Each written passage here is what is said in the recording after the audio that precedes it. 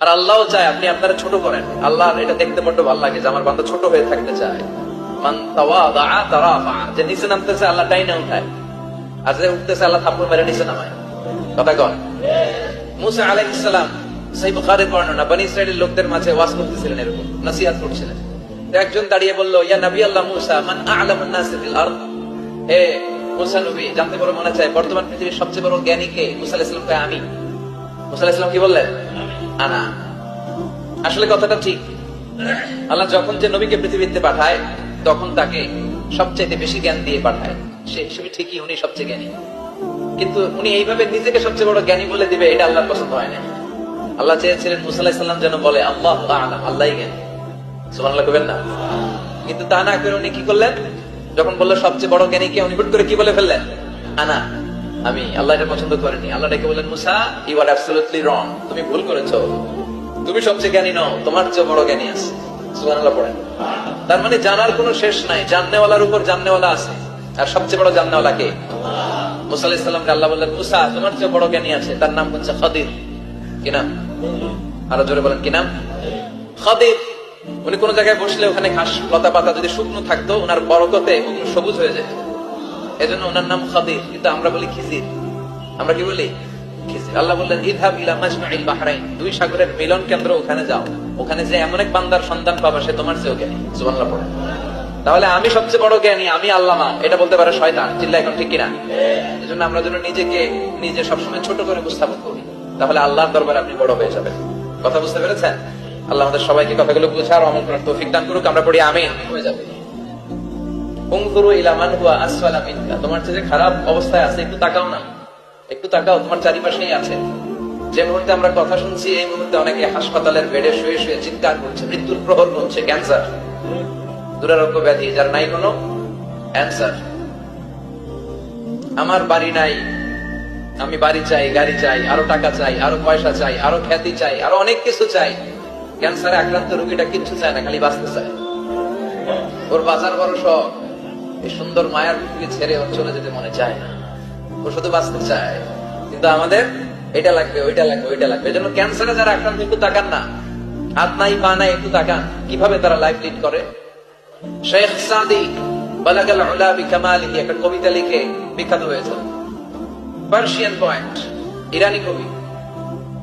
ওনার আর্থিক দৈন্যতা যাচ্ছিল, কিছুদিন ধরে ওনার আর্থিক কিছু সমস্যা, টাকা পয়সা নাই, ফলে ওনার জুতা ছিঁড়ে গিয়েছে, পায়ে জুতা নাই, খালি পায়ে হাঁটে। আর মনে বড় আফসোস, মনে বড় দুঃখ, আমি এত বড় কবি, আমার পায়ে জুতা নাই, আমার পায়ে কি নাই। তো একবার ঘর থেকে বের হয়ে দেখে একটা লোক ভিক্ষা করে খাচ্ছে, ওর দুইটা পায়ে নাই। শেখ সাদির কি নাই? ভিক্ষুকের কি নাই? ভিক্ষুকের দশা দেখে সেজদায় পড়ে গিয়েছে। সেজদায় লুটিয়ে পড়ে আল্লাহর বলে, আল্লাহ শুকর, আলহামদুলিল্লাহ, বেশ ভালো আছি। এজন্য উনজুর ইলা মান হুয়া আসফালা মিনকা, তোমার যে খারাপ অবস্থানে আছে তার দিকে তাকাও। ঋণের বোঝা কাঁধে এত বেশি, প্রতিদিন বাড়িওয়ালা এসে তাড়া করে, ভাড়া দিতে পারে না, এরকম লোক আছে না? নাই? গ্যাসের বিল দিতে পারে না, বিদ্যুতের বিল দিতে পারে না, স্ত্রীকে একটা শাড়ি কিনে দিতে পারে না, বাচ্চাদের 3 মাসের 4 মাসের বেতন ভাড়া জমা হয়ে আছে, দিতে পারে না। কত সুখে আছি আমরা, কত শান্তিতে আছি আমরা, শুকর গুজার হতে চাই না, শুধু অভিযোগ আর অভিযোগ। আল্লাহ বলে, অভিযোগ বাদ দিয়ে দাও। বিষ্ণু বলেন, তোমার যে খারাপ অবস্থানে আছে একটু দিকে তাকাও, তাহলে দেখবে তুমি অনেক ভালো আছো। এজন্য সব সময় সুখে দুঃখে সর্বাবস্থায় আমরা প্রশংসা করবো একজনের, তিনি কে? আর প্রশংসা করলে নিয়ামত বাড়ায় দেয় কে? আর প্রশংসা না করলে শাস্তির জন্য অপেক্ষা করতে হবে।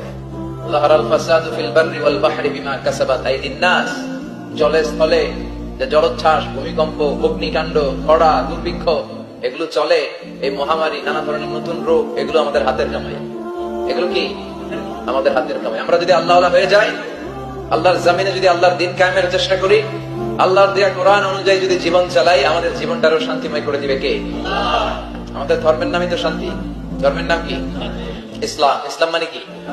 বিশ্বনবী রাজা বাদশাদের কাছে যখন চিঠি লিখতেন, তিনি প্রথমে শান্তির কথা শোনাতেন। সুবহানাল্লাহ পড়েন। দেখেন কত সুন্দর ধর্ম। আর আমাদেরকে ওরা শান্তি শিখায়, আমাদেরকে মানবাধিকার শিখায়, মানবাধিকারের কথা, শান্তির কথা মানায় একজনের মুখে, তিনি হচ্ছেন মুহাম্মদ সাল্লাল্লাহু আলাইহি। গোটা বিশ্ব তার কাছে ঋণী, তার কাছে কৃতজ্ঞ। তিনি শুধু দিয়েছেন, নেন নাই। সুবহানাল্লাহ পড়েন। তিনি বলেছেন, সালামুন আলা মান ইত্তাবাআল হুদা। যাদের কাছে বিশ্বনবী চিঠি পাঠাতেন, তিনি লিখতেন সালাম, মানে শান্তি, শুরুতেই শান্তি। যাদের প্রতি আলা মান ইত্তাবা আল হুদা, যারা হেদায়েতকে অনুসরণ করে।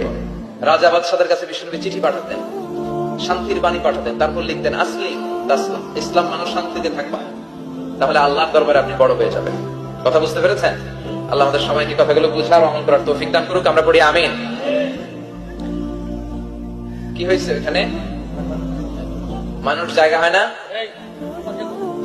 আচ্ছা, জি, ভলান্টিয়ার্স যারা আছেন তারা ওই যে কাপড়গুলো খুলে দেন, খুলেই তো দিচ্ছে, তারপরও জায়গা হচ্ছে না। কি আর করবেন?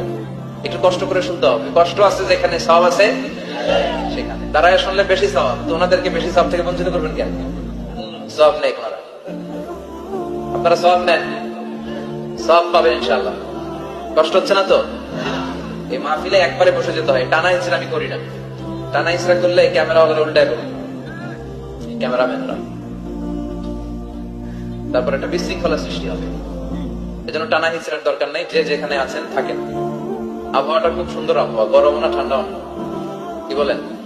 আলহামদুলিল্লাহ বলি। কোন আওয়াজ হবে না আশেপাশে, এই যে আপনি লাগবে না, থাকেন ওইভাবে থাকেন, যে যেখানে আছি ওইভাবে থাকি, কোনো আওয়াজ হবে না। আমার সময় খুব কম, একটু পরেই আমাদের প্রধান মুফাসসির চলে আসবে। উনি আসার আগ পর্যন্ত কিছু কথা আমরা শোনার চেষ্টা করি, শিখার চেষ্টা করি। আমরা শিখতে এসেছি, শিখতেই হবে, আপনাকে পড়তেই হবে।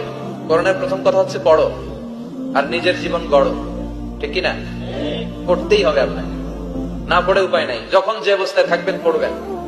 জীবনে আমি একটা জীবনে আমার একটা কিছু মটো আছে, লক্ষ্য, এটাকে খেয়াল করে আমি চলি।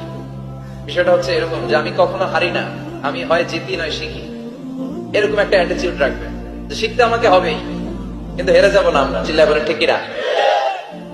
এবং শিখাটাই আপনাকে মুক্তি দিতে পারে। এজন্যই কোরআনের প্রথম কথা আল্লাহ শিখার ব্যাপারে উদ্বুদ্ধ করেছেন। আল্লাহ বলেছেন ইকরা বিসমি রাব্বিকাল্লাযী খালাক, read in the name of your lord who has created, পড়ো তোমার প্রভুর নামে যিনি তোমায় শিখিয়েছেন। এজন্য পড়তে হবে, জানতে হবে। আসলে আমরা সরাসরি মহাবিশ্বের মহাগ্রন্থ আল কোরআন থেকে শুনি।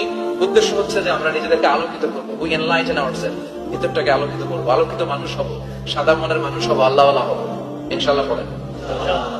উদ্দেশ্য যদি ভালো হয়, সওয়াব কামিয়ে আপনি শেষ করতে পারবেন না। আর উদ্দেশ্যে যদি ভেজাল থাকে, কোনো লাভ নাই। আবা মানসুরা, সব শেষ।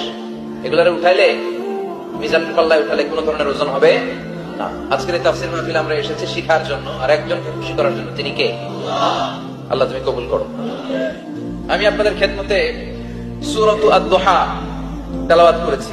এই সূরাটা মুখস্থ আছে না অনেকের? কমন একটা সূরা, প্রায় আমরা সালাতে পড়ি, মক্তবেই তো এগুলো শিখে ফেলছি, ঠিক কিনা? তো এই যে সূরাটা খুব বেশি পড়া হয়, খুব বেশি শোনা হয়, আসলে এই সূরায় আল্লাহ কি শিক্ষা কর্মসূচি আমাদেরকে দিলেন জানার দরকার আছে না? নাই? আসেন আজকের এই চমৎকার রজনীতে আমরা সূরাতুদ দুহার আলোকে কিছু কথা শুনি। এটা কোরআনের 30তম পারায় অবস্থিত একটা সূরা। কততম পারা? এটা মাক্কি সূরা। একটু আওয়াজ করে বলবেন, কি সূরা? এই সূরার আয়াত সংখ্যা 11টি। কয়টি? 11টি। এটা কোরআনের একটা মোটিভেশনাল সূরা। কি সূরা? মোটিভেশনাল। আমরা প্রায় এই শব্দটা শুনি না, মোটিভেশন, মোটিভেশন, মোটিভেশন। এই সেটা কি? তোমাদের কি হয়েছে? কথা বলা যাবে না তো? একেবারে চুপ থাকো, যে যেখানে আছো থাকো, কানগুলো খাড়া করো খরগোশের মতো, কোনো আওয়াজ হবে না, একেবারে চুপ। এটা কোরআনের মোটিভেশনাল সূরা, অনুপ্রেরণাদায়ক সূরা। আপনার মন যখন খারাপ তখন এই দুইটা সূরা পড়বেন, দোহাও পড়বেন, সূরাতুল ইনশিরাহও পড়বেন। ইযা ইশতাদ্দাত বিকাল বালওয়া ফাফাক্কির ফি আলাম নাশরাহ ফাইন্নাল উসরা বাইনাল ইসরাইনি ইযা ফাক্কারতাহু ফাফরাহ। এর কি সমস্যা কি?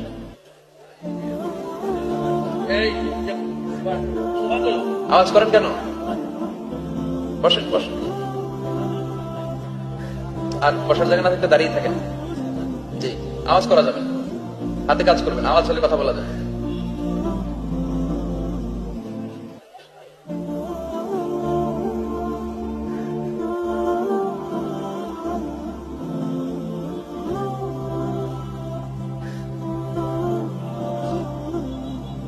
আওয়াজ করবেন না, এটা